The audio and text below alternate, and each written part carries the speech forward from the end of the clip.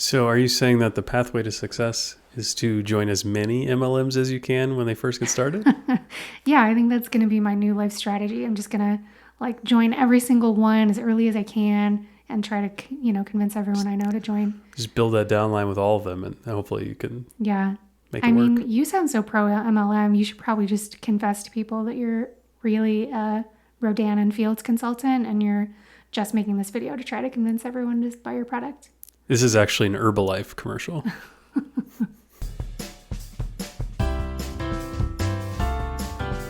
Welcome to Pennies and Popcorn, the show about real money lessons from the world of TV and movies. With your hosts, Carla Cash and Robert Davidson, a couple of personal finance geeks and movie lovers. Welcome to today's episode. We are discussing LuLaRich, the scathing Amazon documentary that came out in 2021 about the LuLaRoe company, a women's wear multi-level marketing company specializing in brightly colored leggings.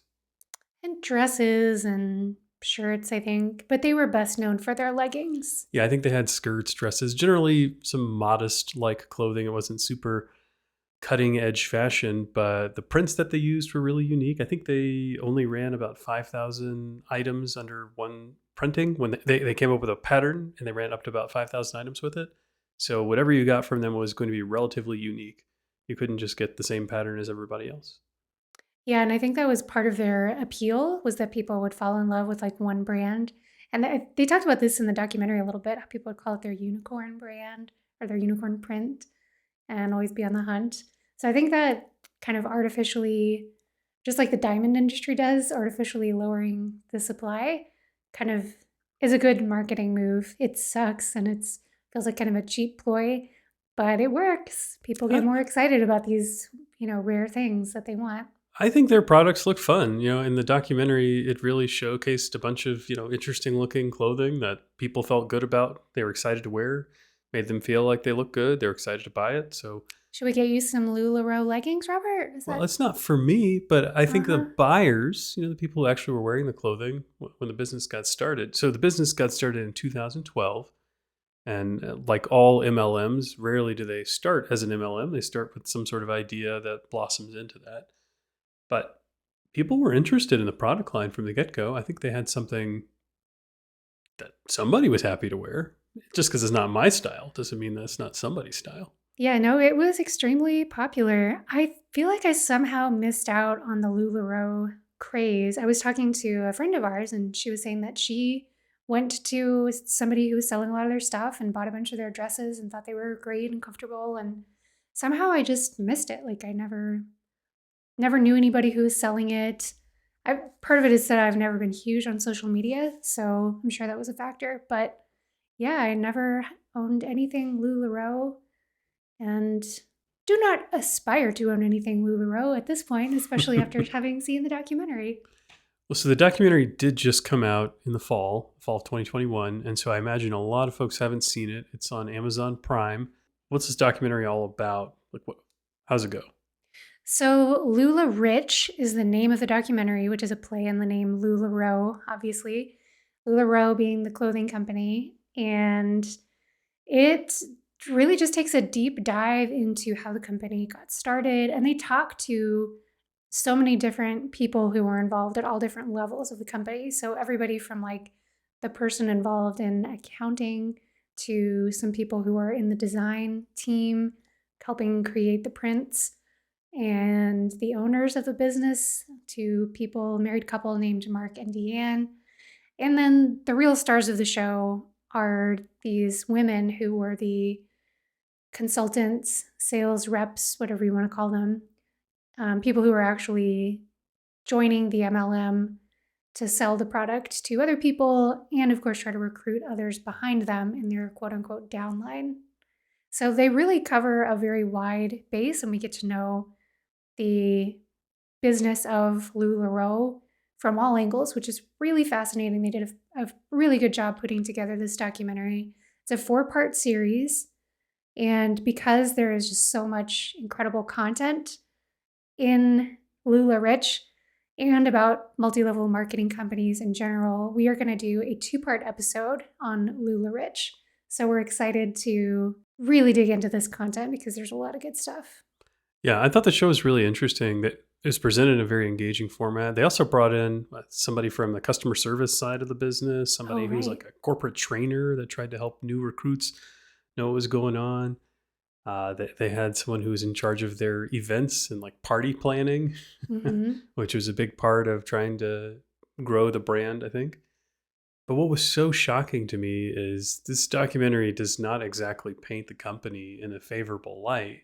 And they got the founders, the owners of the company, to be primary interview subjects. Now, some of the interview footage they have is from depositions, but a lot of it was from them just sitting down talking to the producers, the people who were making this film, to tell their side of the story, which was just kind of fascinating because they've had so many issues along the way that I don't think they would have been very excited to face that interview. And to be fair, I think in the 4th episode they note that they were not interested in doing a second follow-up interview with them, and perhaps after the way the questioning went the first time around, they decided it wasn't in their best interest to reveal a whole lot else. Yeah, I also think it's a testament to just how much you put yourself into the hands of filmmakers when you agree to be part of a project like that, right? Very true. Whether you're like going on to a reality show as a contestant or you're going to be interviewed for some kind of documentary, the editing process can be so brutal. And of course, like what they put around you in your interview, even if they show your interview completely, you have such little Yeah, control maybe over. they thought they were going to rehab the brand through this production. I honestly think they probably did feel that way based on the very beginning of the first episode, is them just kind of getting settled in and talking to the producers about why they're excited to do the interview. That's true. And they really seemed like they thought it was going to be a real chance for them to tell their side of the story, which, to be fair, they did. It's just that their side of the story still feels like total crap. Yeah. So, Well, so there's a lot to get into here around multi-level marketing. And as you said, this will be a 2-part episode. This first episode will focus more on multi-level marketing in general. And then I think the second one will focus a little bit more on the LuLaRich brand of feminism. Yeah, it's a deep topic there. And a little bit more about maybe some of the overlap between multi-level marketing work and a traditional job, and some of the good and some of the bad on it. But because there's so much to cover, I feel like we should just dive right in. We've got a lot of clips to share and a lot of interesting footage to talk about. In the documentary, they bring in an expert, someone who does some studies on multi-level marketing and has a lot of market information. And for those of you who haven't really thought about this business model very much, I think this first clip really tells a lot about what the MLM world is really all about.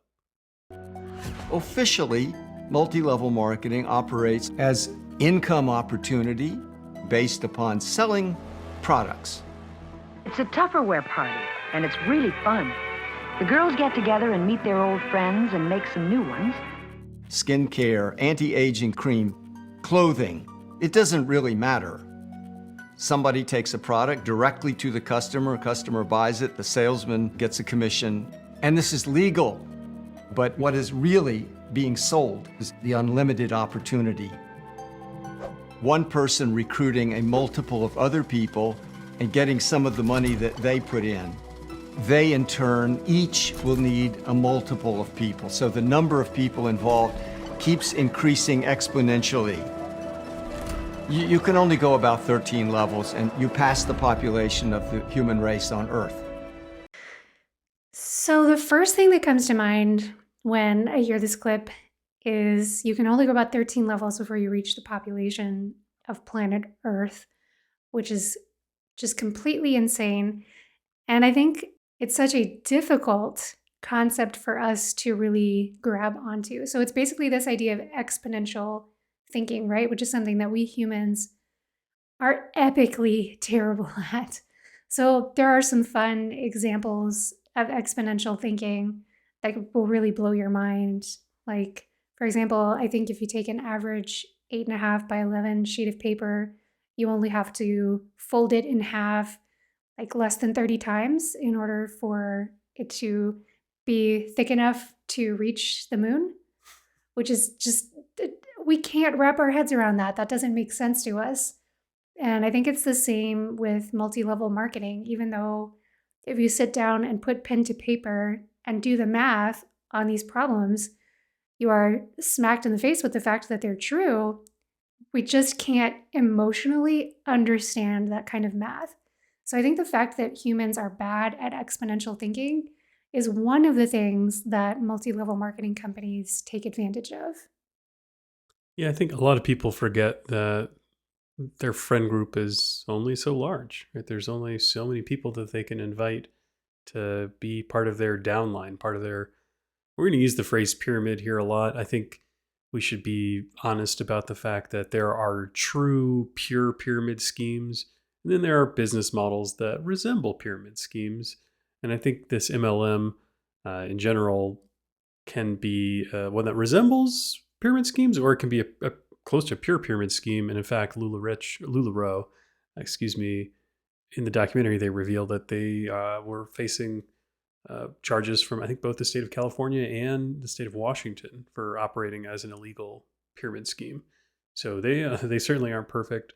Some MLMs are better than others about resembling a pyramid scheme with having something pure to offer. But ultimately, you're right. People are terrible, just straight up terrible at trying to analyze the numbers about what the potential market looks like for them and this sort of thing, because they just see the possibility of, oh, well, I can go get a handful of people beneath me, and they can get a handful of people beneath them, and a handful of people beneath them, and then all of a sudden, I don't have to work at all. I can put my feet up, and my downline will do everything for me, not realizing that a network that size is more than everyone they know.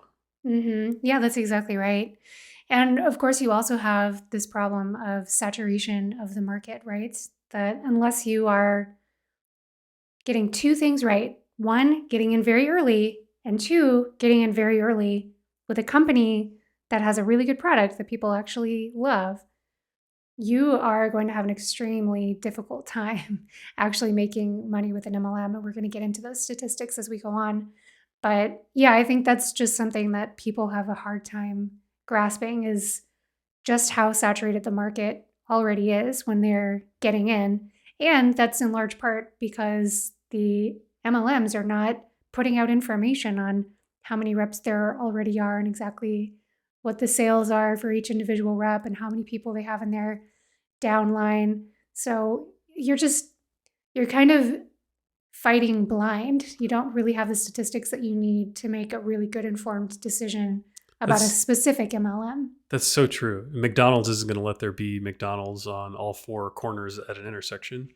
But LuLaRoe or any other MLM isn't going to care if 5 people in an apartment complex are selling their product. Yeah, they're thrilled if that's the case. Yeah. Yeah, but you, as the person trying to compete with all 5 people in your apartment complex, you are not going to be thrilled. Sidebar, I did once go to an intersection that had 3 subways at it in Florida. It was the craziest thing I've ever seen.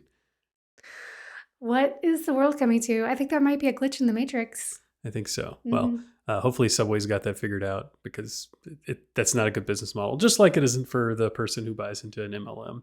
Yeah. But you make a great point about kind of saturation. I think it's worse in smaller towns and smaller communities. For sure. I read a statistic that in Manhattan, a town at the time of about 1.5 million people, there were 10 LuLaRoe consultants.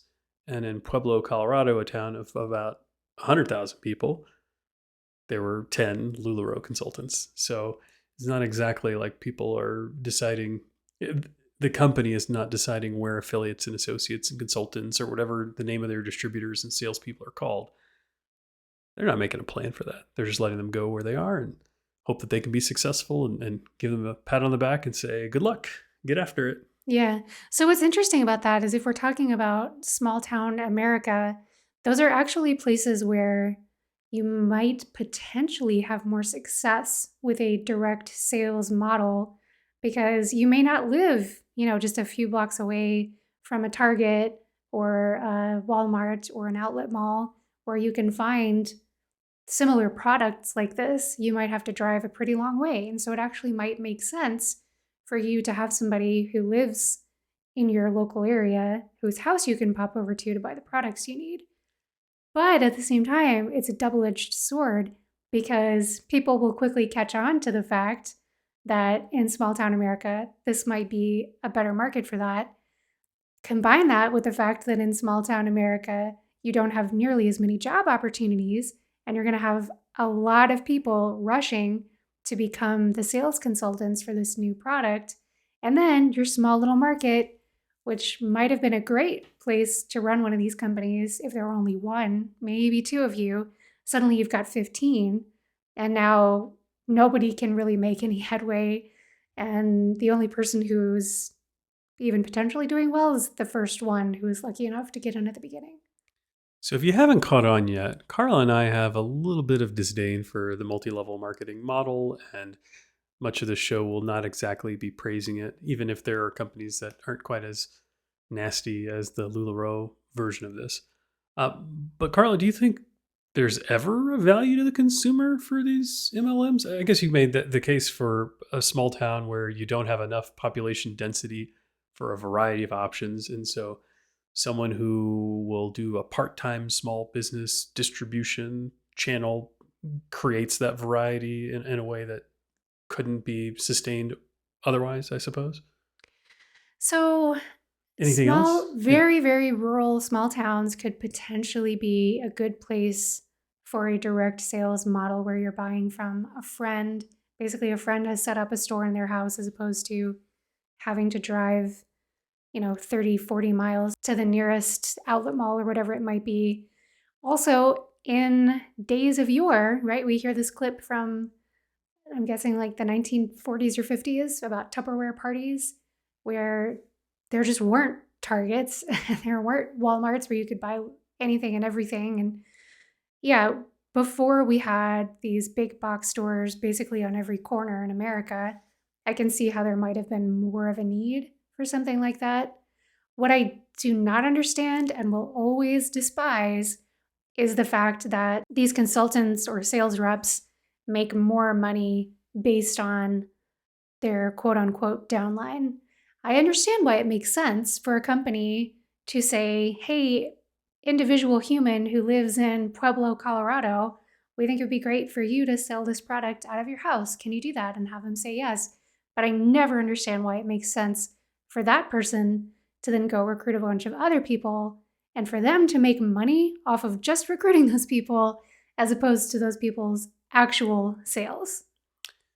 Well, I'm not as opposed to that model as you are, and I think we'll get to that in a bit. But I want to go back to something on the small town side of things, because I think you're right. Maybe decades ago, when there weren't the big box stores, there were fewer options for people. It made a lot of sense. I think now, doesn't Amazon basically replace the whole need for this sort of person-to-person sales? It's so easy to get your product there online and visible to somebody if they're looking for it, that you don't have to go convince a retailer to give you shelf space. You don't like. There's not a good reason why things that aren't needed in a hurry can't be sold through an online distribution model where having these individual sales consultants isn't all that necessary. Yeah, so Amazon delivers virtually everywhere except for like remote parts of Alaska. So basically, you can get whatever you want off the internet these days without having to talk to anyone or see anyone. And I think for some people, it's part of the appeal that they get to talk to a consultant and get personalized advice on like what eyeshadow goes with their complexion or what leggings flatter them the best. But I think that's really a minority opinion in today's world. Most people do not want to have to interact with salespeople. They just want to browse, make decisions on their own, and click purchase. Now, I will say Amazon has a lot of strikes against it in terms of treating employees well. And there's a lot of people who don't want to support Amazon as a company, which I completely understand. But you should know that if you are using that as a reason to hold up multi-level marketing companies as opposed to Amazon, you are not like supporting some individual person as opposed to a giant company. The vast majority of profits that are made, to the extent any are made, which we're going to get into, are flowing to the company. If you are buying a product from an MLM rep, you are basically supporting a company that preys on women. When I say Amazon, I suppose I should be clear that I don't necessarily mean just Amazon. I mean any online distributor, right? You don't have to have a retail outlet in order to get your products to consumers anymore. Yeah, there's the online pathway. So whether it's Amazon or direct to the consumer through an online shopping portal that you own and manage yourself as a company is fine. I just mean you don't need the direct sales model where you have a person go in your house throwing a Tupperware party. But you and I have never sold any MLM products. I don't know that we've bought any appreciable amount of MLM products or felt substantial pressure to do so over the years. Do you have any other noteworthy experience? So my only brief brush with MLMs was as a law clerk. When I first graduated from law school, I worked for a judge, like helping basically with the behind the scenes work of running a courtroom. And we had a case in our courtroom go to trial that involved Mary Kay, which is a big Texas makeup company. They're famous for their pink Cadillacs and basically pink everything. So I won't go into too much detail, but essentially there was a young couple who had bought a lot of Mary Kay products, really thought that they could knock it out of the park and, become successful, own a pink Cadillac of their very own. And it just didn't work out that way, as it virtually never does. And they ended up in the same position that so many people who get into the MLM universe end up in.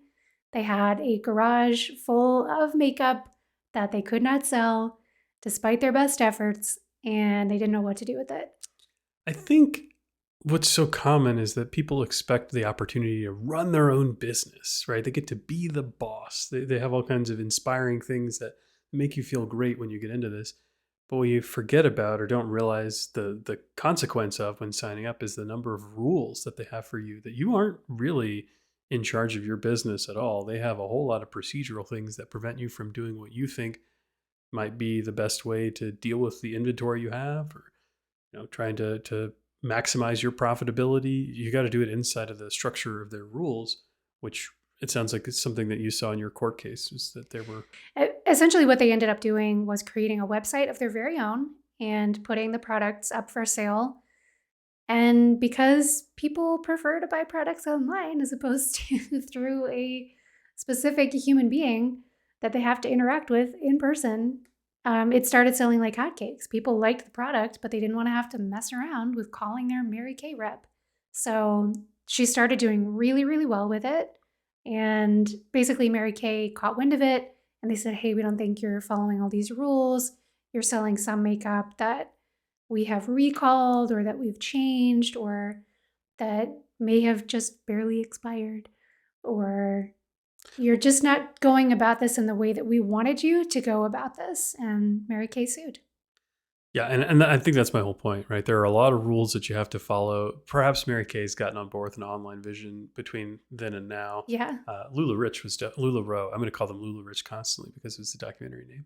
LuLaRoe certainly encouraged online sales with their product, but each one's different. They all have their set of rules that you have to follow.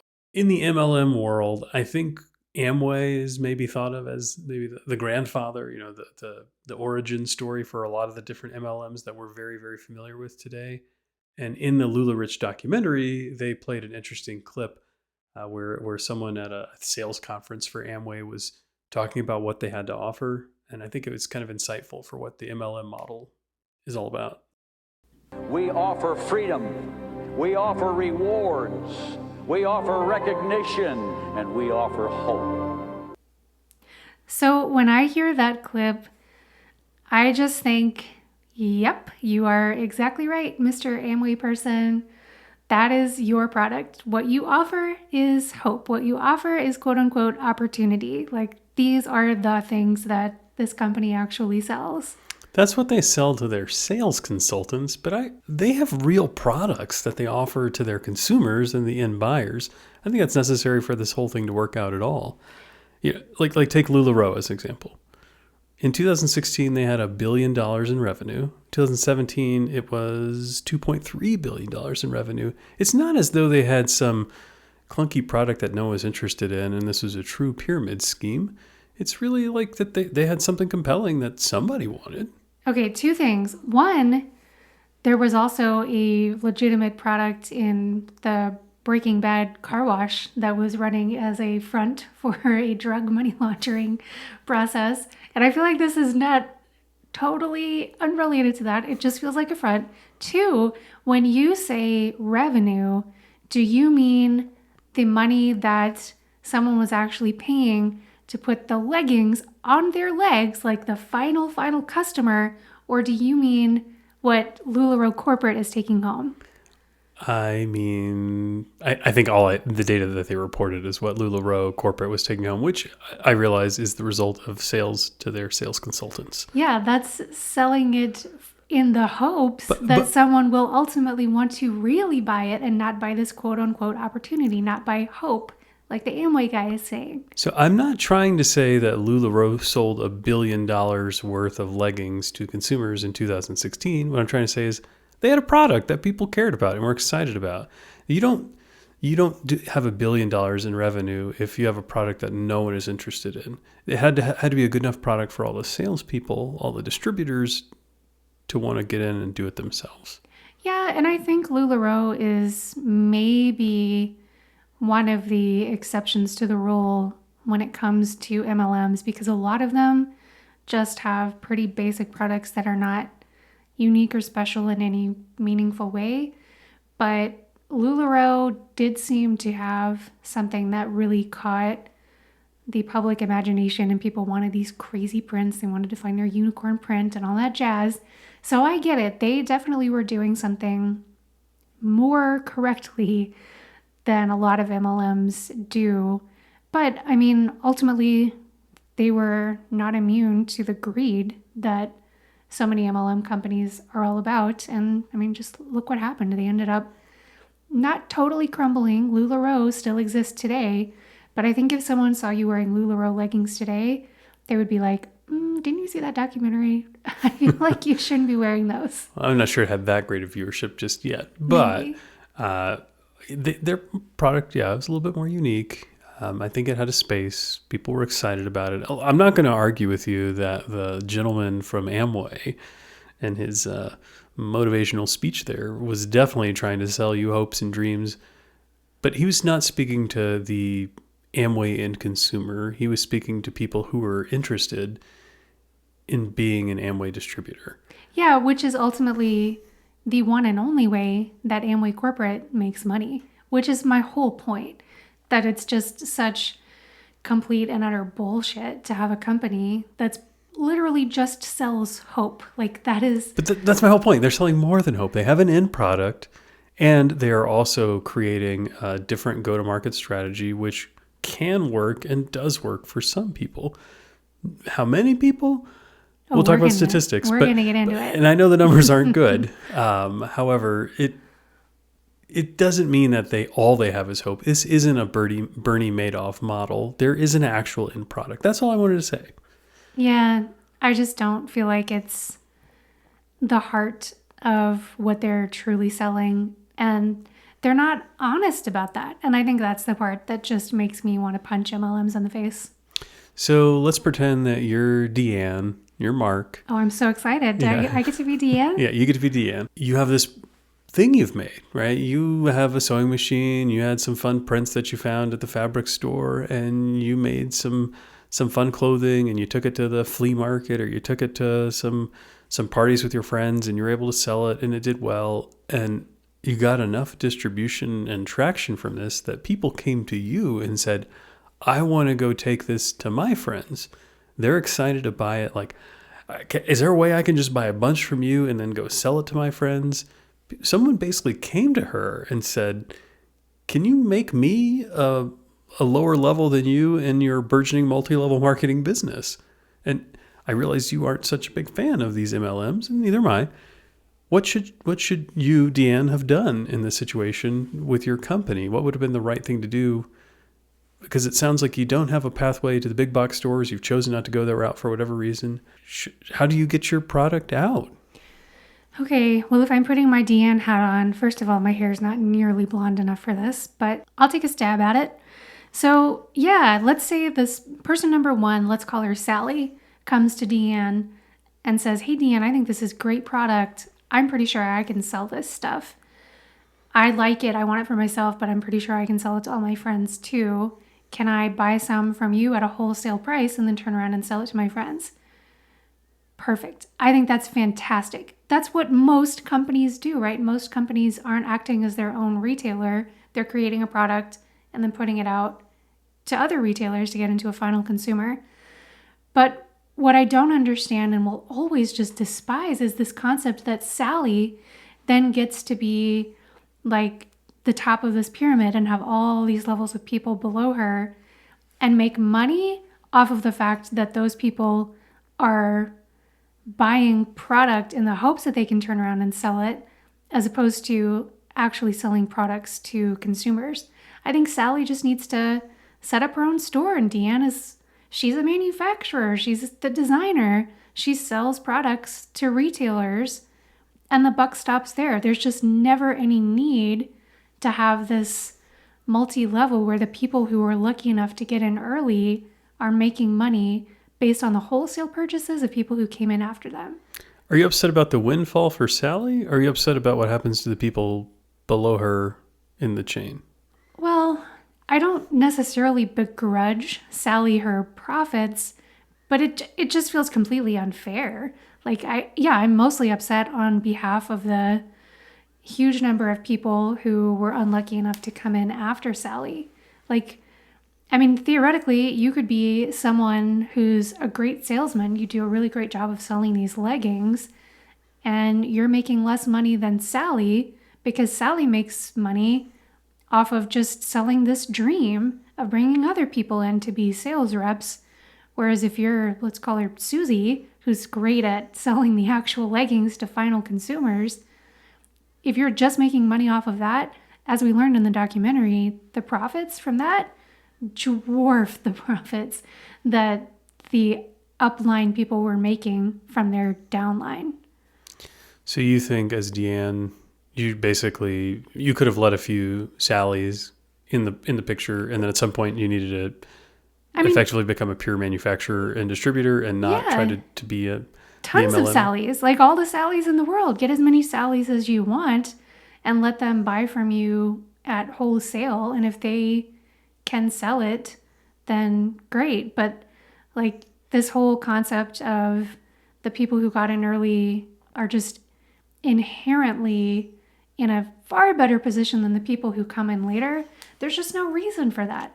I find it very peculiar, your offense to the people who are making this extra money. And I feel like you're misdirected anger here. It should be towards the people who are suckered in at the back end and basically aren't able to make the sale. I mean, it's all part and parcel of the same problem. The fact that the people at the top are making a large amount of money, it's off of the backs of the people who are at the bottom. So it's just the whole concept of that's upsetting to me. I think you haven't worked in a complex organization before to understand that all these people are doing more than just facilitating the distribution to their downline. I think you forget about the value that they add and the time that they have to spend to go build the people beneath them and coach them and make sure they're set up for successful delivery and execution. I think that is a valuable service that they're providing, and it takes away from their own ability to go be an individual person. Think of a sales manager in a traditional corporate structure. They may have been a salesperson before they were a sales manager. And when they became a sales manager, they lost the bandwidth to go focus on their own individual customers, and instead they win as a collective. And their compensation is going to be based on what their whole team is able to do in aggregate, because they have to go dedicate more of their time to supporting them. So run it like a normal company then. I mean, I don't have a problem with a company like Neiman Marcus. Well, I do just inherently have a problem with Neiman Marcus selling luxury stuff that most people don't need. But as a structure, I don't have a problem with a company like Neiman Marcus or Target where, if you're higher up in the corporation and it's your job to manage other people, that's great. You get paid a salary for that. If Deanne had wanted to pay salaries to managers who are spending a lot of time, coaching people who are just getting started and helping them figure out how to market these things effectively, I think that's totally legitimate. You can pay a salary to it. It's just this concept of the fact that you are making money off of selling the hope to unqualified salespeople that they can somehow magically become qualified salespeople overnight in what might be an already saturated market, like that is the crux of my problem. You shouldn't just be able to sell people opportunity, quote unquote. So if you were able to have an incentive structure in a multi-level marketing program where only actual sales, let's say you're able to become a sales consultant distributor person with no upfront investment, and basically the company like fronts you the product or does something kind of unusual with it. But the people in your upline still get bonused based on your performance. Would you be okay with that? Well, I'm okay with a sales manager getting a bonus based on how well their team does. That makes sense because what else are they doing if they're not helping their salespeople be effective? And if their salespeople are being effective, they're doing a good job and they should get a bonus. So I understand that. I think that's what MLMs are trying to do. I just think they set the incentives in perverse ways, and the buy-in costs really get you in trouble. Yeah, I mean, the upline folks that we see in the documentary are being paid large bonuses based on nothing else but that they convinced someone to join. That is the definition of a pyramid scheme. And they effectively admitted that in the documentary. And we see them changing the structure to literally, this is a direct quote from someone, move away from being a pyramid scheme. That's what their corporate person said. And we see Mark and Deanne try to explain it away and say, well, people misstate things sometimes. But that is literally what they said. So if I'm Deanne and I have this product that people want to buy, I think what the right thing to do would be not to go hire my entire family who's really not qualified for half the roles that you put them in, and go find some people who are decent business advisors and business people who can help me put together a real reputable company, and you could probably grow and do even better than she was able to in the model that they did. That's probably the right thing to do. I really don't think they are a true pyramid scheme. A bunch of people joined their firm or joined their business under the pretense that they would be successful without a real shot of getting there. And that's terrible and tragic. But they had a real product. I don't think they were a true pyramid scheme. Well, so let's take a turn a little bit and think about what it would have been like to be one of these sales reps who was working for LuLaRoe as the company was getting started. We have a clip from Mark speaking about what they expected out of their sales reps. Heaven forbid I show up and go, no, I just screwed up because I'm a screw up. No, it can't possibly be that. It has to be something else. Because some people took that box of clothing and turned it into $1 million. And some people took that box of clothing and put it in the closet because it scared them. The question is, what did you want out of it? Man, that guy sounds like a terrible boss. I would hate to work for him. Maybe that's why he had to hire his family. So when I hear this clip, I just think he's trying to put the blame of not taking responsibility for anything on other people. But he and his wife created this product that was tanking in popularity because of quality issues. And they were not taking any ownership for that. Basically, they're just trying to put it all on the sales force. There's this attitude of kind of like a good salesman can sell ice to an Eskimo. Basically, we don't give two craps about the quality of the product. You should be better at selling it. This is 100% on you. And that just feels so toxic to me. This whole clip is trash, right? He needs to take some responsibility about the failings that they couldn't scale up their production to match how quickly they were scaling up their sales staff. And that's ridiculous. He needs to take some ownership on it. And instead trying to push it on the sales consultant, like it's your fault for not being able to move this product. That it seems really unfair. And that's why, despite my thoughts over the last few minutes, I don't love MLMs. I think they trap people and they waste people's money. They give them false expectations of hope and promise and all those things that the Amway guy was talking about selling. But he's got to take more ownership in this. So you've looked into this. I haven't. What are some of the numbers or details about success rates for people who get involved in these MLMs? So the statistics vary a little bit because there have been a number of different surveys taken on this and they get slightly different results. According to a report that the Federal Trade Commission put out in 2011, less than 1% of people who join an MLM actually turn any kind of profit whatsoever. Wow. Which is just abominable. Now, there have been some other surveys, and some of them report that much higher percentages make a profit. So the highest one that I saw was a survey that said a quarter of the people turn a profit. Now, that sounds a lot better than less than 1%. A quarter sounds kind of high based on my life experience and exposure to people who have been in MLMs, or just kind of my perception of it. But yeah. 1% is worse than I would have thought. So 25% sounds like a good number, but when we actually look at it a little bit more closely, it starts to crumble. So out of that 25%, only the top 5% are making even a few $1,000s in profit. The vast majority are making a couple $100s per year in profit. Then when you get up into the 1%, then you start seeing some really big numbers, even into the six figures. And just coincidentally, I guess, that top 1% seems to usually be the people who got in early, which again, makes it look like a duck, quack like a duck, seems like a pyramid scheme to me. So are you saying that the pathway to success is to join as many MLMs as you can when they first get started?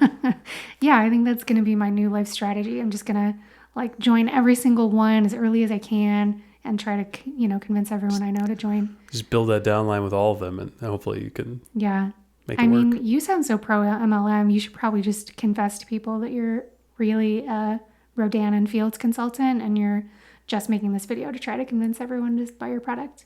This is actually an Herbalife commercial. So Herbalife, actually, there are some interesting statistics on that because that's one of the bigger MLMs. It's been around for a long time. So apparently in the Herbalife universe, about half of their consultants at least report. Herbalife reports that they made a profit. I don't know. Brought to you by Herbalife. Yeah, I don't know if that's actually a number we can trust. But they're making a few $100s a year. And then it's not until you get into the top 10% that you start talking about even a few $1,000s a year. And then just like with the other things, you have to get up into the top 1% before you see any kind of legitimate numbers. So one of the things that just really drives me up the wall about this stuff is that they talk about full-time pay for part-time work. Does $300 a year sound like full-time pay to you? Well, yeah, I can make more than that. 1700s. I mean, it's an abysmally low amount of money, and you're just wasting your time. It would take so much time and effort and hounding of your friends and family to turn even that $300 profit. And for what? You're really going to do all of that for $300? It just seems completely wacky to me. So Mark is judging these people in this clip. Mm-hmm. And part of the challenge is that just about anybody can go do these jobs, right? You can become an MLM salesperson as long as you have the starting capital to go buy the starter kit, whatever it is. There's no screening process whatsoever. And I kind of wonder if the people who get sucked in are people who have been vetted in the screening process in traditional employment. Maybe you wanted to be a salesperson and you just couldn't find anybody who would give you that opportunity because you didn't have the right soft skills or whatever. And now this MLM is happy to give you that chance. I almost wonder if they're preying on people who are the most, passed over in society, who are the least set up to be successful in this kind of role at a really unfortunate rate. Yeah, I mean, I think that's part of the problem that I have with them is they're telling people, you can do this when you have absolutely no evidence that they can do this, right? It's hard to be a salesperson, and a lot of people don't enjoy it at all.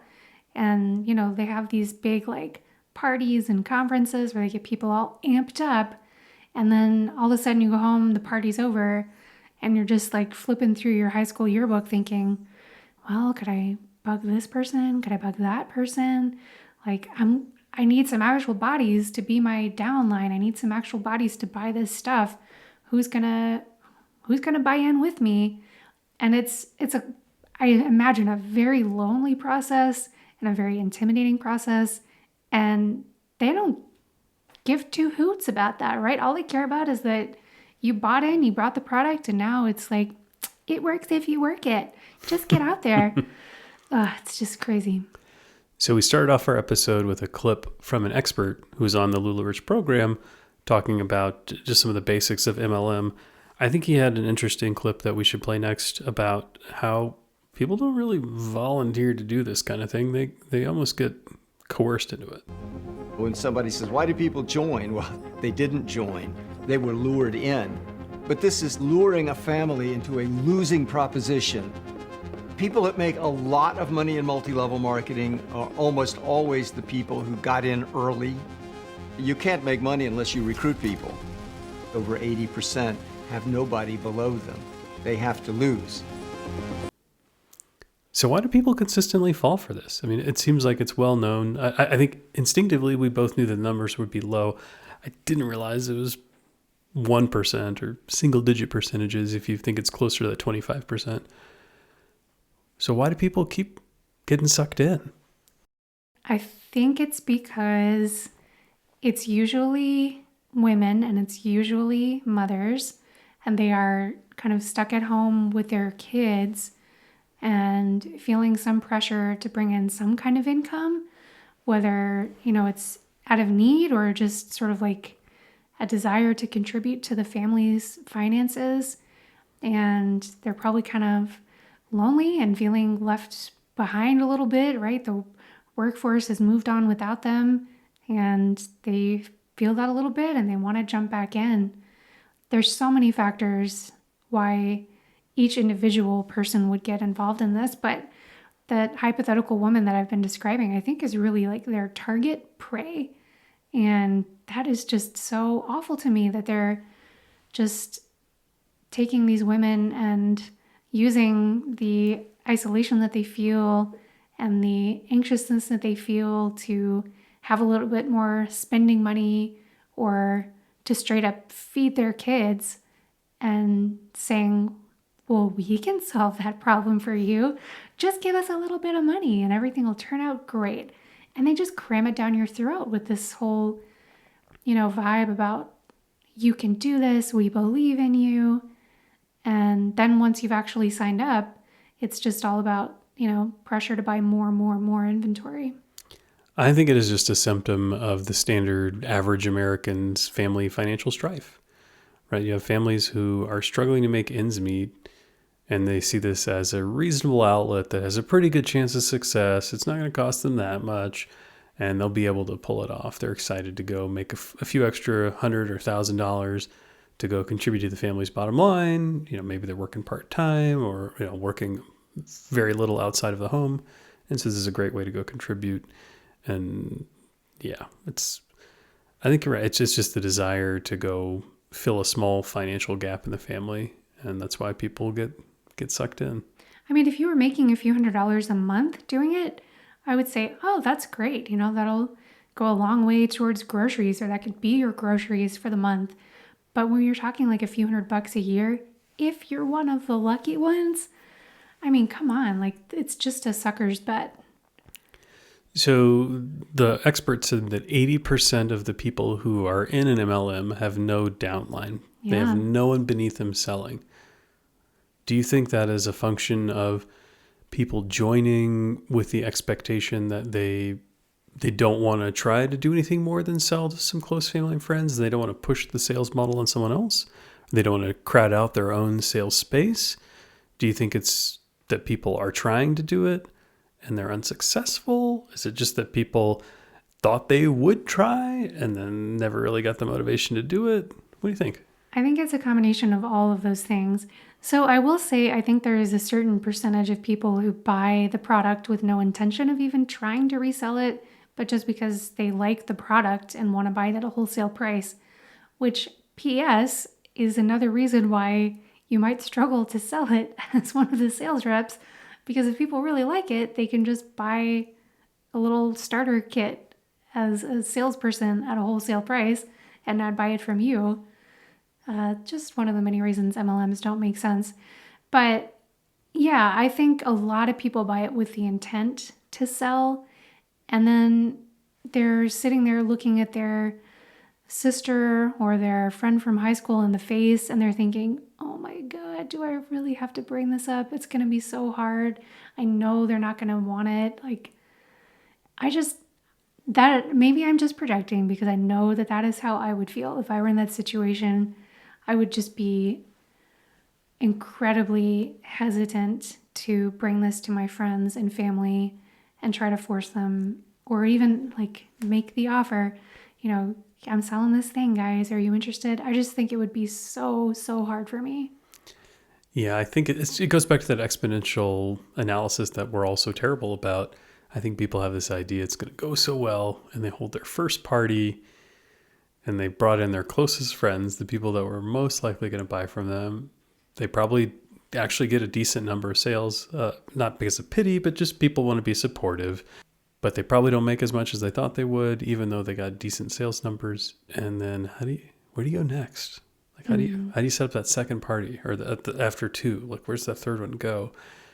And it just dwindles. And yeah, who has the motivation to be the actual salesperson, let alone someone who's going to build the downline beneath them? It's a pretty tough.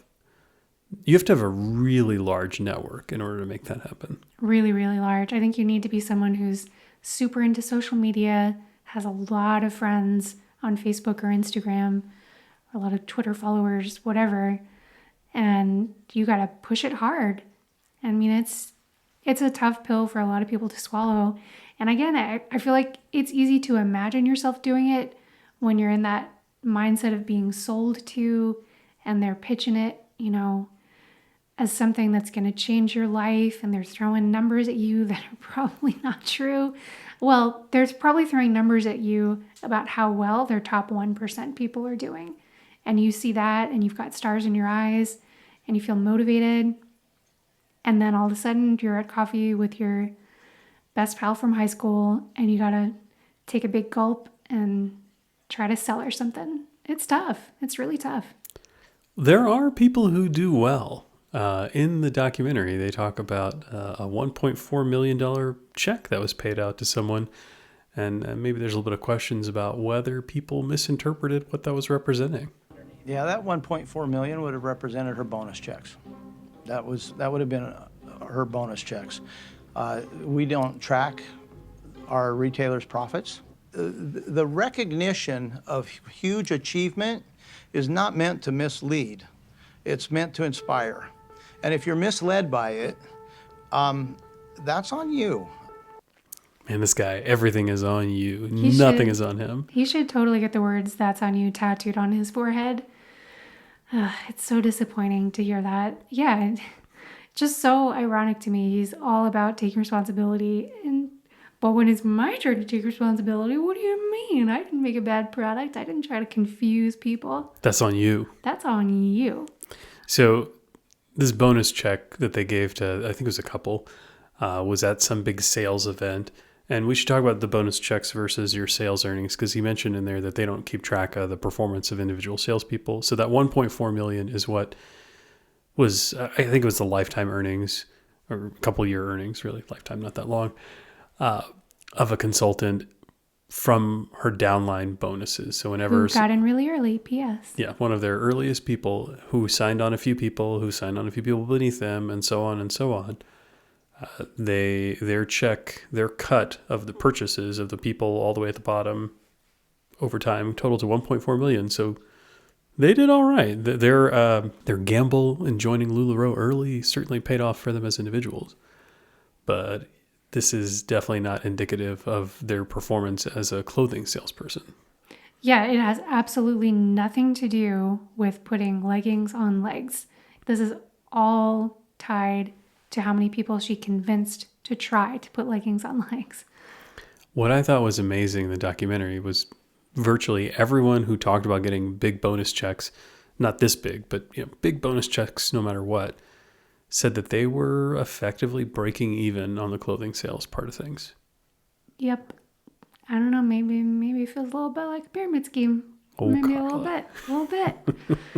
Yeah. I mean, they interviewed several of these women who went through this change in structure. So at one point, LuLaRoe had to change the structure of these bonus checks that were being paid out because they were tied far too much to just convincing people to join, which is what that $1.4 million check represented, and had way too little to do with actual final sales to customers. And there are regulations on what MLMs can do and what they can't do because it is too close to a pyramid scheme. LuLaRoe felt like they were crossing that line, and so they reined it back in, and they stopped tying bonuses so much to purely just recruits. And when they did that, every single woman that they interviewed was like, oh yeah, my bonus checks, they just like tanked. They were nothing. They'd been getting these insanely huge checks before. And then poof, when you stop being a pyramid scheme, it stops being quite so profitable for those people at the top. Yeah. What's the point of being in the pyramid scheme if you're not going to be at the top? Or what's the point of being at the top if it's not going to be profitable? I mean, what's the point of being in a pyramid scheme at all? Well, it's to get people beneath you. Yeah. So lots of problems, as you can see, with the LuLaRoe structure and with MLMs in general. Yeah, lots of problems that the LuLaRich show talks about. I think this is probably a good stopping point for our part 1, because in part 2, as we said, there's a bunch of exciting topics to cover. We will get into the LuLaRoe brand of feminism, which just takes the normal issues that you have in an MLM that prey on women and takes it to a whole new level. And then also some of the interesting overlaps between multi-level marketing and the traditional job market. There are some things that overlap there. I think MLMs put it on steroids. This is such a rich topic with these MLMs. We're excited to break this up into a second part, and we hope you'll join us for part 2 of LuLaRich. Yeah, and just one final note. So we are not just a podcast/YouTube channel. We also put out a blog post to accompany each of our episodes. So if you haven't checked that out yet, please do. And in our blog post, we will also talk about 10 work from home jobs you could do instead of an MLM, if that is something that you are considering. So be sure to check that out too. And definitely join us for next week's episode, part 2. We're going to get into some really, really good stuff. So we'll catch you guys next time. Thanks. Take care.